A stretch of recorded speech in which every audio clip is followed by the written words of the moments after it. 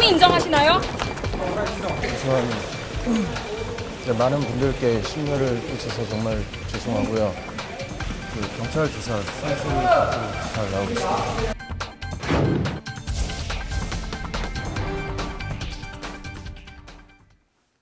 예, 박유천 씨 성폭행 혐의로 수사받고 있죠. 지난 주말에 이틀 동안 2차례 소환돼서 조사를 받았다고 하는데 그 조사할 양이 많은 모양이죠. 많지요. 5명이기 때문에. 예, 지금 나온 거는 이제 처음에 경찰에 출석할 때 저녁 6시 반부터 해가지고 2시까지 심야 조사까지 해가지고 8시간 정도 1차 받았는데 그때는 이제 성폭행을 했느냐 여부에 대한 거하고 DNA 이제 그 도출한 거 대조하는 그 샘플링 했거든요. 근데 이제 이 사람이 이제 공익근무 사회복무위원이다 보니까 시간이 없잖아요. 그러니까 이제 요번 토요일 날 한번 1차 소환 또 해가지고 2차 소환이죠. 3시간 정도 조사를 했고 그다음에 이제 일요일 날 한 12시간 정도 일요일 날 많이 받았어요. 지금 보니까 본인도 고소한 게 있잖아요. 공갈하고 무고죄로 첫 번째 여성 이제 그거 관련된 고소인 조사도 사실 필요하거든요. 1차 조사 때는 이제 성폭행 관련된 그 피혐의 사실만 좀 조사를 했고 이번에 좀 그렇게 한 것 같습니다. 근데요, 제가 한 가지 궁금한 게 뭐냐면 이 공익 이 요원이죠. 그렇기 때문에 이제 사회봉사 사회복무요원. 사회복무요원 공익. 예, 예. 그런데 그래서 이제 시간을 봐준다 이거 아닙니까? 그죠? 그렇죠? 공휴일 날. 예. 근데 직장 나가는 사람은 안 봐주잖아요.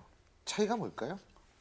직장 나가는 사람은 그냥 쉬어도 뭐 된다. 휴가 기간이나 연가 이게 지정되지 있지 않으니까. 쉬어도 된다. 아니 전 그게 얼핏 생각이 되더라고요. 혹시 연예인으로서의 배려가 아닐까라는 생각이 들어서 제가 한번 여쭤본 거고. 꼭 필요하다고 하면 소환장을 보내면 그 직장에서의 뭐 이런 허락을 받고 공익도 마찬가지 공익 아니에요? 요원도 마찬가지로 그렇게 할 수는 있겠죠. 그래서 뭐 그런 말씀이 일리가 전혀 없는 건 아닌 것 같습니다. 아니 근데 뭐 지금 그래서 새로운 주장이 뭐 나온 게 있습니까? 지금 이제 1차 고소를 했던 그 여성이 예. 곰곰이 생각해 보니까 강제성을 띠지 않아서 고소를 취소하겠습니다 하고 했잖아요. 그래서 이제 그거에 대해서 이제 이 사람들이 이제 무고하고 공갈죄로 박유천 예. 측에서 이제 고소를 한 거거든요. 근데 이 여성이 이제 막상 조사를 받으러 가니까 역시 또 곰곰이 생각해 보니까 강제성이 있는 거라. 그래서 진술하는 과정에서는 곰곰이 생각해 보니까 내가 원하는 성관계는 아니었다. 그럼 바꿔서 얘기하면 결국은 성폭행이다 하는 식으로 또 번복이 된 거나 마찬가지. 그러니까 처음에 성폭행 당했다고 고소했는데 예. 곰곰이 생각해 보니까 아니어서 취소했어요. 근데 조사받으러 가서 또 곰곰이 생각해 보니까 강제성이 있는 거예요. 그러면 진술의 신빙성에 차이가 나는 거 아니겠어요? 물론이죠. 예. 구체적인 진술과 진술의 일관성이 굉장히 중요하고요. 성범죄 사건은 정말 그 가해자와 피해자 딱 두 사람의 진술만 있는 경우가 굉장히 많아서 법원에서도 재판할 때 그런 부분을 가장 그 판사들이 힘들어하는 그런 부분입니다. 여기 이 사건은 다 뭐 화장실에서 일어난 사건이라서 CCTV가 있는 것도 아니고 정말 당사자만 있는 사이에서 그것이 뭐 의사 합체에 의한 거냐 아니면 강제적으로 이루어진 거죠. 이것은 두 사람의 진술에 의할 수밖에 없거든요. 이제 그렇게 될 때 가장 중요시하는 것이 진술의 일관성이죠. 그런데 이 첫 번째 고소 여성 같은 경우는 또 뭐 강제로 당했다고 했다가 또 번복을 하고 또 세 번째 또 발을 또 바꾼 거잖아요. 그래서 이런 부분은 재판 과정에서 불리하게 작용할 요소가 굉장히 크다고 볼 수 있습니다. 달라진 부분을 하나 더 말씀을 드리면 이제 그렇게 고소를 이제 번복하는 진술을 했다는 내용하고 첫 번째 여성이 그 당시에 박유천 씨 측 일행 11명이 들어왔을 때 굉장히 늦은 시간이었다. 그래서 본인도 퇴근을 하고자 했는데 마담이 끌어다가 강제로 그 방에 넣어서 할 수 없이 들어가 가지고 그런 피해를 당했다. 이런 내용 하나 하고요. 그 다음에 이제 그 술자리에서 아마 이제 이른바 알몸 댄스를 한 여성이 있었던 것 같습니다. 그 여성이 어떻게 보면 그 여성 입장에서 공연이겠죠. 그게 이제 끝나고 난 다음에 벗은 옷을 갈아입기 위해서 화장실을 들어갔는데 박유천 씨 측에서 5만 원권 몇 장을 들고 그 화장실로 들어갔던 게 있다. 그래서 이제 유추하면 성폭행의 혐의가 당일날 2번 정도로 해석할 수도 있다. 뭐 이런 정도의 내용이 얘기가 나온 겁니다.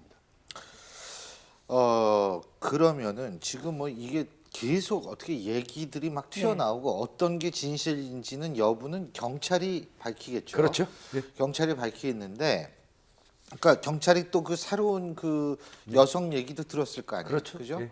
그러니까 이제 그게 어떤 게 진실인지는 어쨌든 좀 더 그 봐야 되겠는데 어쨌든 박유천 씨는 점점 좀 상당히 힘들어질 수 있을 것 같다는 그런 걱정도 돼요. 네, 말하자면 그날 이제 2차례 시도가 있었다는 예. 게 성폭행인지 아니면은 뭐 그 지금 그 알몸데스를 춘 여성이 지금 어떤 당장은 어떤 성폭행 고소를 한 건 아니지 않습니까? 예. 그리고 변호사께서 말씀하신 대로 그 화장실 안에서 합의에 의해서 했는지 뭐 성폭행인지 아직 모르는 상황이지만 그거하고 다 상관없이 박유천 씨는 이미 지금 드러나는 사실만으로도 아, 여성이 옷을 갈아입으러 화장실을 갔는데 5만 원짜리를 들고 따라가는 사람, 그리고 그날만 해도 2번 연이어 어떤 뭐 성관계인지 성폭행인지 모르지만 그것을 시도하는 사람이 된 거예요. 그러다 보니까 박유천 씨는 점점점 나락으로 떨어지고 있습니다. 자, 강신명 청장은 객관적인 네. 물적 증거가 없어도 관련 혐의 적용이 가능하다. 무슨 뜻일까요? 아까 말씀 이렇게 예. 두 제가 사람의 들은 진술이 대로 중요하다. 예, 구체적이고 이제 일관성이 있는 진술이 굉장히 중요하죠. 예. 하지만 구체적이고 일관성 있는 진술이 있다고 해서 모든 사건에서 다 성폭행 여성의 진술을 다 믿는 건 아닙니다. 예, 간접 증거도 굉장히 중요하거든요. 그래서 뭐 이 사건에서도 예. 이제 고소 시점, 예. 뭐 아니면은 또 그 전후 상황, 뭐 이런 것도 굉장히 중요시하게 보고 있고요. 그래서 꼭 당사자의 말만 가지고 유죄를 인정하는 건 아니고요. 예, 그런 간접적인 증거도 뒷받침돼도 실제 재판 과정에서도 그런 것을 중요시 여기고 있습니다. 그래서 이것은 뭐 그 이제 일례로 그냥 사례를 드신 것 같고 구체적으로 일관성 있는 진술이 있다고 해서 모두 다 유죄냐? 그거는 아니라는 거죠. 이제 바꿔서 얘기하면 경찰청장 얘기는 그거예요. 박유천 씨 측에서 내밀한 공간에서 두 사람 사이에 있었던 일이기 때문에 아니라고 끝까지 우겨도 그런다고 해서 기소 못하는 거 아니다 그런 의미죠. 근데 이제 일례로 사실 그 재판부나 이게 제가 이제 재판을 해본 경험으로 비추어 보면 사실 고소 시점 이런 게 굉장히 중요하거든요. 예. 그런데 그러니까 너무 시간이 예, 지난 다음에 최근에 고소하는 일어난 것보다. 사건 말고는 다 2015년인데 이런 거잖아요. 그래서 그렇다면 왜 그때 고소를 바로 하지 않았을까? 물론 뭐 상대방이 또 유명인이고 뭐 물적 증거가 없기 때문에 뭐 밀폐된 공간에서 일어났기 때문에 물적 증거가 없기 때문에 뭐 이야기를 해도 안 믿어줄 거다. 이제 이렇게 생각을 할 수 있지만 한편으로는 왜 그때 고소를 하지 않고 이렇게 이번에 문제 됐을 때 여러 차례 그 추가 고소가 여러 건 있지 않았습니까? 그래서 이제 그런 고소 심조도 굉장히 중요하고요.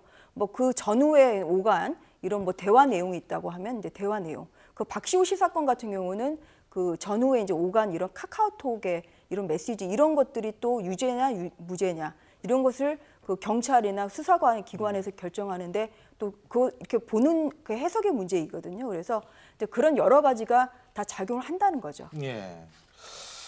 알겠습니다. 어쨌든 박유천 씨 문제도 앞으로 계속 어떻게 진행될지 저희가 지켜볼 수밖에 없고요.